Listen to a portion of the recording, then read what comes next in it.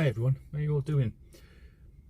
I was on YouTube yesterday and I was looking through Michael Jackson's old material, and I stumbled across that Earth song, and I thought to myself at the time when I first heard it and first saw it, when he did it at the Brits, I thought it was blasphemous at first, but well, you know, a bit more information about this now.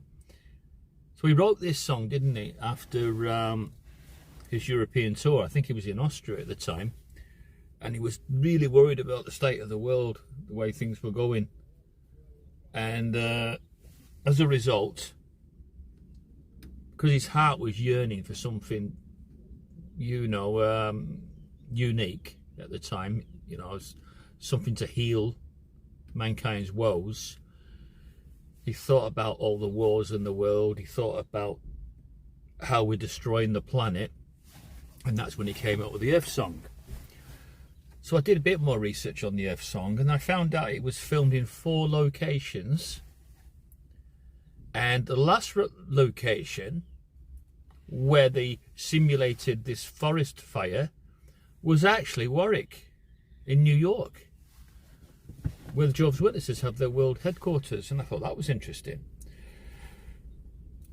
And researching even more, I found out that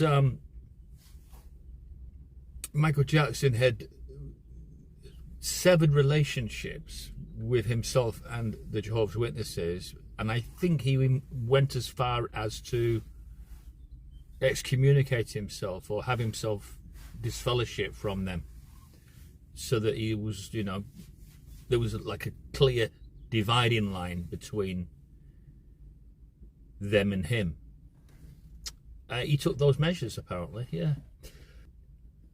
But it was interesting that he did that last video take in Warwick. So I don't know exactly when Warwick was built without doing a bit more research. This is just off the top of my head. So I'm thinking to myself, did he choose that location while he was still part of the Jehovah's Witnesses? It's interesting, people. But there's a memorable scene, isn't there, at the Brits, where Jarvis Cocker, he goes on stage while Mark was performing, and he passes an opinion about the Earth song. Now, Jarvis Cocker's reaction at the Brits influenced quite a lot of people.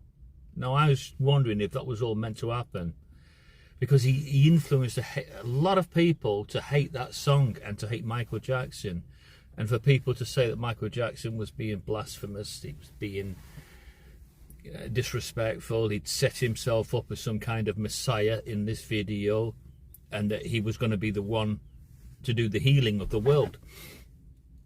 But Michael Jackson's thought behind this song was that if the earth is left to humankind, we will destroy everything we touch. So in the Earth song, I think he was drawing his attention to the fact that people need to draw close to God and have a relationship with Jesus Christ. And this is what Michael Jackson did when he left the Jehovah's Witnesses. He had decided at that point that it was more important to have a relationship with Jesus Christ and to make that the most important thing about getting salvation. And that is what he was trying to convey in the Earth song, that this planet is not going to self-heal, because most people just don't care. You know, we go from one war to another. He shows in the Earth song about the wars, about the injustices, and about everything that we're doing to the planet at the moment.